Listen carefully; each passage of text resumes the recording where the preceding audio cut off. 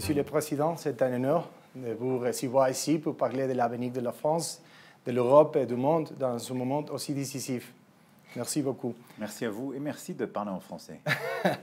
Merci, Monsieur le Président. La guerre en Ukraine a redéfini la sécurité de l'Europe. Ce conflit a-t-il accéléré la création d'une véritable défense européenne? Oui, et à coup sûr. D'abord parce que l'Europe est un projet de paix. Et depuis 1945, l'Europe vivait en paix. Nous n'avons plus de guerre civile. Et on a créé l'Europe justement pour mettre fin à ces guerres permanentes que nous avions sur notre continent. Et depuis maintenant près de 80 ans, on a une construction politique inédite qui est l'Union européenne, qui s'est construite progressivement à travers les décennies, depuis la Deuxième Guerre mondiale, dans les années 50, 60, les années 80, et qui a été un projet de paix. La décision de la Russie de mener la guerre d'agression contre l'Ukraine a réimporté la guerre sur le continent européen. Et c'est un problème pour nous tous, Européens. Pourquoi? Parce que l'Ukraine est à nos portes, et avoir une puissance nucléaire comme la Russie, qui fait une guerre de conquête, d'invasion d'un pays comme l'Ukraine, cela nous menace tous, parce que la Pologne, qui a une frontière avec la Biélorussie, les États baltes, l'ensemble de l'Europe sont de fait aujourd'hui menacés par la Russie. Et nous le sommes de manière quotidienne. Et je pense que c'est important parce que le public mexicain ne le mesure peut-être pas. La Russie a mené cette guerre d'agression unilatérale sur le sol européen, mais chaque jour, elle provoque par des survols d'avions, des drones, des attaques cyber, des attaques hybrides ou des provocations. Et donc, l'Ukraine, en quelque sorte, est aux avant-postes de notre sécurité. C'est pourquoi, depuis 2022, nous soutenons la résistance ukrainienne en évitant toute escalade, et c'est pourquoi nous ne sommes pas impliqués sur le terrain. Mais on a équipé les Ukrainiens, on les aide, et la guerre qu'ils mènent est essentielle pour contenir la Russie. En parallèle, les Européens ont eu à se réveiller. C'est-à-dire que là où ils pensaient qu'ils ne seraient jamais attaqués sur leur territoire, ils ont eu progressivement à se rééquiper, reconstruire des capacités. Et je dirais ces dernières années, ils ont en particulier mesuré qu'ils devaient le faire aussi pour eux-mêmes. La France est un modèle un peu particulier, nous avons toujours gardé notre indépendance, mais beaucoup de pays étaient dépendants, par exemple, des capacités militaires américaines. Nous devons nous équiper davantage, mais avoir plus d'autonomie. Et enfin, le jour où une paix est négociée, il faudra que les Européens aident l'Ukraine à dissuader la Russie de toute nouvelle incursion. Tout ça pour vous dire que la guerre d'agression russe en Ukraine a été un moment de réveil stratégique des Européens. C'est un moment de menace et il a impliqué tous une réaction, des investissements pour aider les Ukrainiens, mais surtout un réarmement des Européens. Et donc le moment que nous vivons, c'est un réveil géopolitique de l'Europe qui doit retrouver une autonomie stratégique. Et donc dépenser plus pour sa défense, être plus autonome et donc produire davantage en européen, construire des capacités communes, mais aussi le faire dans tous les champs économiques qui permettent de bâtir cette autonomie. Donc pour toutes ces raisons, oui, l'Ukraine a été un moment de réveil qui impose de enfin créer cette Europe de la défense. Alors au sein de l'organisation du traité de l'Atlantique Nord, mais avec une Europe qui a sa propre autonomie en matière de défense. Et les Européens peuvent maintenir un soutien durable à l'Ukraine si les États-Unis se retirent? D'abord, il faut tout faire pour que les États-Unis restent engagés. C'est aussi leur guerre. Et ça, je pense que c'est important de le mesurer parce que les États-Unis ont soutenu l'Ukraine à nos côtés depuis le début. Cette guerre n'est pas conforme à la Charte des Nations Unies. Et je pense que c'est la crédibilité aussi américaine dans le soutien à l'Ukraine qui est en jeu, comme notre crédibilité. Donc je veux plutôt voir un soutien américain qui va rester dans la durée. Et je pense que les dernières semaines ont plutôt marqué une volonté américaine d'essayer d'avoir la paix, ce qui est aussi notre objectif, une paix durable, robuste, mais de rester engagé aux côtés des Ukrainiens pour les aider à se défendre et justement à pouvoir négocier la paix dans les meilleures conditions. Quoi qu'il en soit, les Européens ont bâti des solutions techniques et nous sommes en train de le faire pour donner de la visibilité aux Ukrainiens et ne pas être en situation de dépendre. Nous vivons dans un monde multipolaire où les sphères d'influence se décident autour des États-Unis, de la Chine et de la Russie. Et quelle place la France occupe-t-elle sur cette nouvelle carte du monde? Je ne suis pas sûr que la Russie soit un pôle. La Russie est une puissance régionale qui est dotée de l'arme nucléaire. Il y a d'autres puissances qui peuvent jouer le rôle de déstabilisation et qui ont cela. Il y a en tout cas les deux premières économies du monde sont en train de s'affronter, ça c'est vrai. Et il y a une tentative de restaurer des sphères d'influence. Est-ce qu'on est obligé de céder à cette logique? Moi, je ne crois pas. Et ce n'est pas du tout la position de la France. Nous considérons d'abord que nous devons rester dans un monde qui est celui des Nations Unies, c'est-à-dire où les nations sont toutes à égalité, où une charte doit être respectée et où c'est le droit international qui doit être respecté par tous. Si on commence à rentrer dans des sphères d'influence, on accepte que, en quelque sorte, on bâtit un nouveau féodalisme international. Ce serait un formidable recul en arrière, parce que c'est la loi du plus fort qui prévaudrait, et donc des dépendances qui se créeraient à nouveau. Nous ne croyons pas dans cet ordre international. On croit dans un ordre multipolaire, mais avec un multilatéralisme efficace, et donc où les États coopèrent pour bâtir des solutions, comme on l'a fait par exemple au moment du Covid, et donc où on coopère sur la santé, où on coopère sur le climat, où on coopère sur l'intelligence artificielle, où on coopère sur la paix. Et donc, la logique que nous suivons, c'est de continuer à être engagés pour que le multilatéralisme que nous avons bâti, lui aussi, après la Deuxième Guerre mondiale, reste efficace et apporte des solutions à nos concitoyens, et pour avoir une Europe qui est plus indépendante et qui ne soit, qui ne soit en quelque sorte en situation de dépendre de personne, et qui ne soit pas en quelque sorte le vassal de qui que ce soit, ni les Américains, ni les Chinois. Nous avons un allié historique, les États-Unis. On a toujours été du côté de la liberté ensemble. Nous avons des relations avec la Chine, partenaire commercial, partenaire sur les questions climatiques et autres. Mais nous ne voulons dépendre de personne. Et nous voulons pouvoir coopérer avec le Mexique, avec l'ensemble de l'Amérique latine, avec le continent africain, avec le Proche et Moyen-Orient, avec l'Asie du Sud-Est et la stratégie indo-pacifique que nous avons bâtie. Et donc, ma conviction, c'est que la France et l'Europe doivent continuer à être des puissances d'équilibre qui croient dans le multilatéralisme efficace et qui cherchent à garder leur autonomie. Monsieur le Président, de nombreuses institutions internationales, des Nations Unies au FMI, traversent une crise de légitimité. Sont-elles encore capables de représenter le monde d'aujourd'hui? Vous avez le bon terme, c'est une crise de légitimité. Qu'est-ce que ça veut dire? D'abord, il y a une crise d'efficacité. Si on prend les Nations Unies aujourd'hui, nous sommes bloqués. On le voit sur les grands conflits, on n'arrive pas à avancer, à régler les choses. Pourquoi? Parce que les puissances qui sont autour de la table et qui ont un droit de veto se bloquent elles-mêmes. Il n'y a pas de fatalité à ça, il faut faire avancer les choses. Et d'ailleurs, c'est au cœur de l'agenda que nous avons, Mexique et France ensemble, puisque nous portons une initiative qui consiste à limiter le droit de veto quand des crimes de masse sont commis. C'est une initiative très concrète, on a 107 États qui sont avec nous, il faut continuer pour convaincre, mais moi je suis convaincu qu'on peut améliorer l'efficacité des Nations Unies. Ensuite, il y a une crise de représentation. C'est qu'aujourd'hui, quand on prend le Conseil de sécurité, les membres permanents, la France en fait partie, ne correspondent plus à l'ordre du monde. Et donc il est important que ce monde, en particulier avec les émergents, soit mieux représenté, que l'Inde, l'Afrique du Sud, des pays d'Amérique latine soient présents autour de la table comme membres permanents. Et quand on parle du FMI et de la Banque mondiale, c'est la même chose.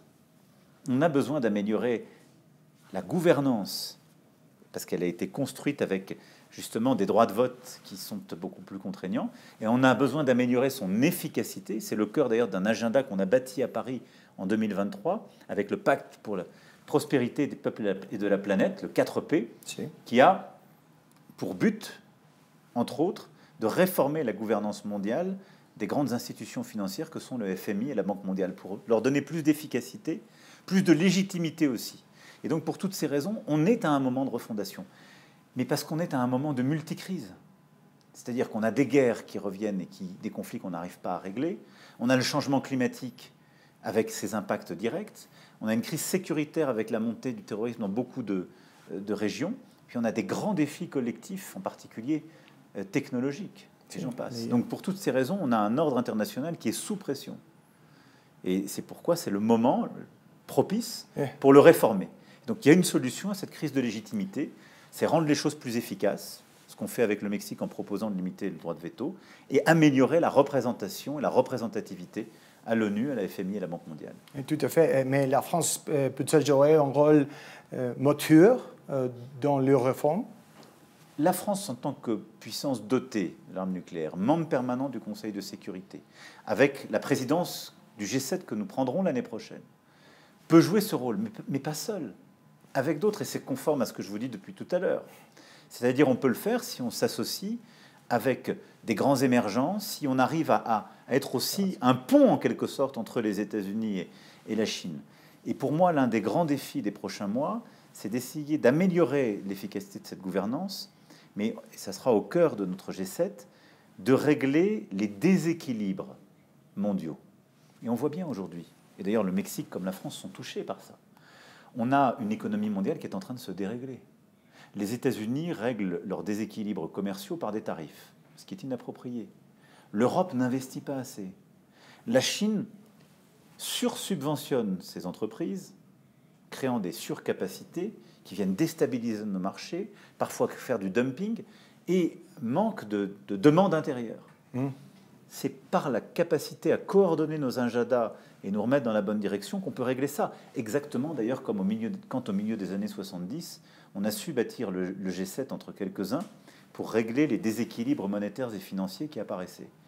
Et donc c'est une question de volonté politique des États, et la France veut jouer ce rôle, pas simplement d'ailleurs comme Européen, mais sachant parler aux grandes puissances émergentes sur tous les continents. Si vous me permettez, le Mexique vient d'élire sa première présidente. Oui. Que pensez-vous de ce moment historique et de son leadership? J'ai vu ce matin la présidente Sheinbaum et nous avons eu l'occasion de discuter à plusieurs reprises. La première fois, c'était il y a 1 an à Rio de Janeiro, en marge du G20. Et je pense que c'est un moment très important pour votre pays. Élire une femme, mettre cet agenda justement féministe au cœur de la vie politique nationale et internationale, c'est donner une place au Mexique de premier plan. Vous savez que la France croit cette diplomatie féministe. Et je pense que c'est ce qui crée aussi une affinité particulière entre le Mexique et la France. J'ai vu dans la présidente Sheinbaum ce matin une femme d'État qui croit dans la dignité humaine, en effet, dans cet agenda d'égalité entre les femmes et les hommes, qui veut un pays fort économiquement, mais de la justice sociale, qui veut continuer le combat contre le dérèglement climatique, et qui veut se battre pour la paix dans l'ordre international. Autant de choses sur lesquelles la France rejoint le Mexique. Et donc je pense qu'avec votre présidente, nous avons aussi une nouvelle page que nous voulons ouvrir entre nos deux pays, et qui va se déployer toute l'année prochaine en particulier, qui est l'année du bicentenaire de nos relations diplomatiques. Et nous voulons renforcer nos liens économiques dans beaucoup de secteurs, renforcer nos liens culturels, et renforcer aussi notre agenda commun sur le plan international. L'intelligence artificielle transforme les économies et même la politique dans le monde entier. Comment voyez-vous la place de la France dans ce nouveau paysage technologique? C'est un créateur, un régulateur ou un concurrent? Un peu de tout, si je puis dire. Mais l'intelligence artificielle, c'est une révolution en cours. Et c'est une révolution technologique, économique et, si je puis dire, anthropologique. Mais l'intelligence artificielle, c'est d'abord un formidable levier de création de richesse, de productivité pour nos économies.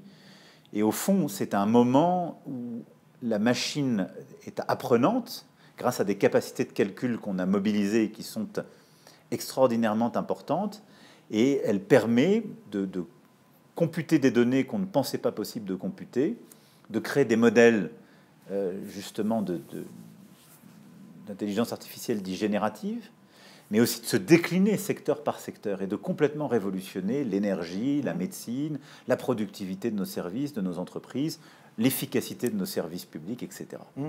Pour toutes ces raisons, l'intelligence artificielle est une bonne chose pour nos économies.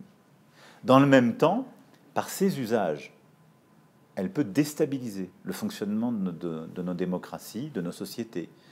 Elle génère du langage, elle génère des images qui ne nous permettent plus de distinguer parfois le vrai du faux, la création humaine de l'artefact. Et donc, ceci suppose aussi qu'on l'encadre, et donc qu'elle corresponde à des valeurs.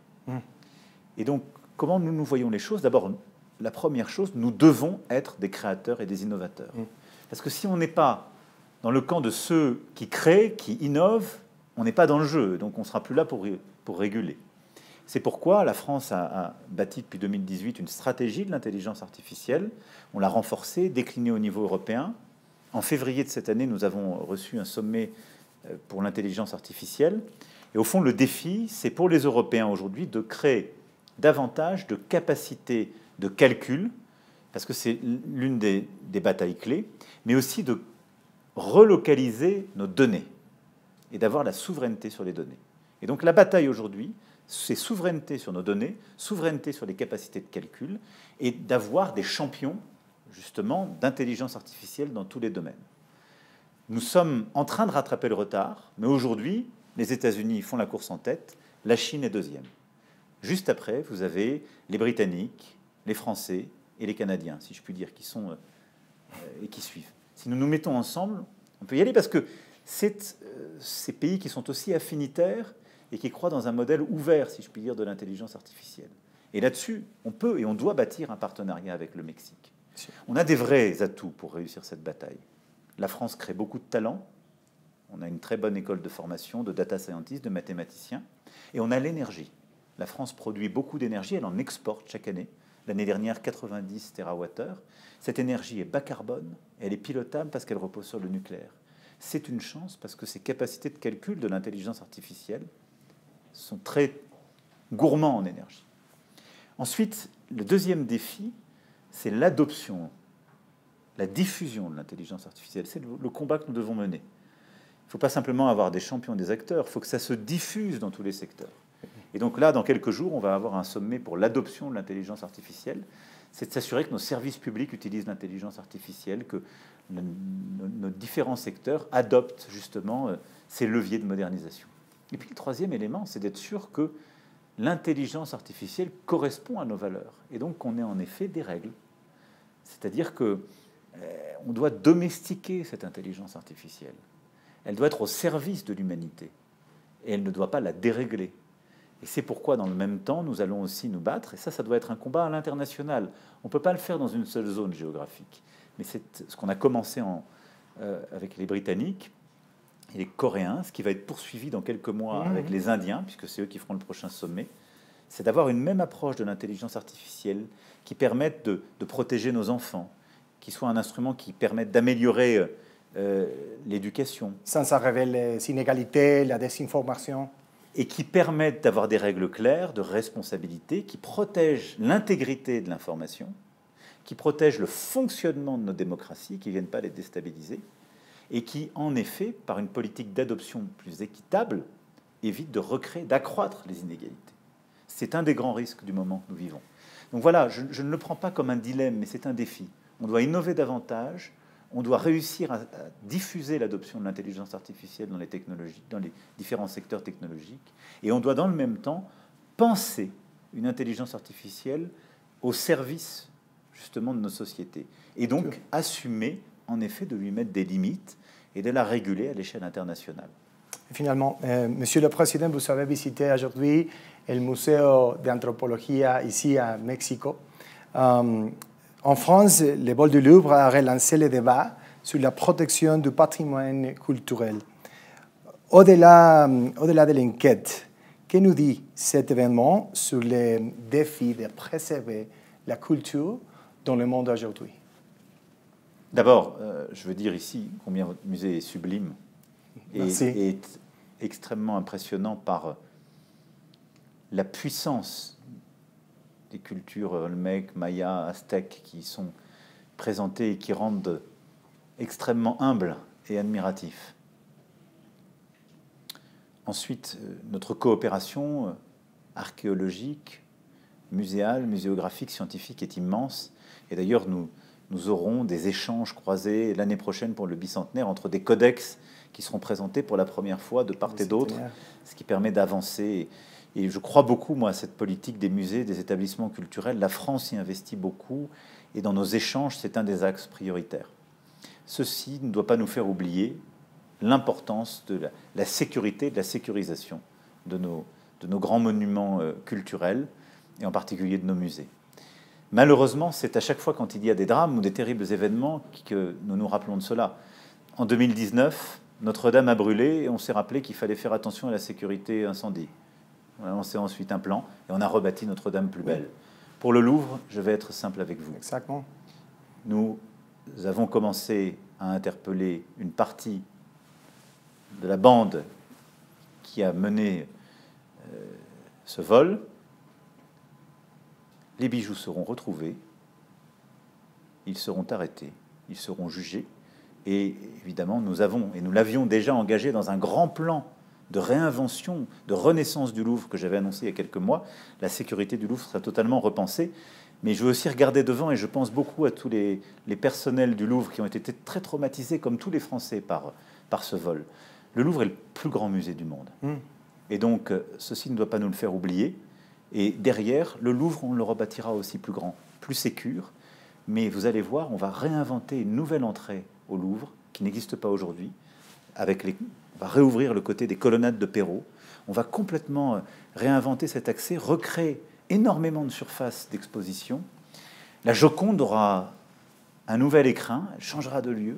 On va redonner à voir des collections qui ne sont pas suffisamment vues aujourd'hui, avec des règles de circulation et de sécurité complètement réadaptées. Ce projet de renaissance du Louvre, c'est ça la meilleure réponse, au-delà du retour des bijoux.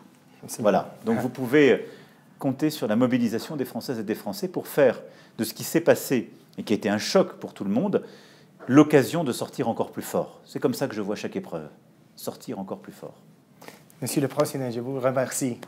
C'est moi qui vous remercie. Je suis presque gêné, parce que vous avez conduit toute cette interview en français. Non, mon français n'est pas parfait. Et c'est un immense geste d'hospitalité. Oui. Et donc, permettez-moi de vous dire combien j'ai été très heureux d'effectuer cette visite, qui est la première d'un président français depuis 11 ans, 61 ans après la visite historique du général de Gaulle.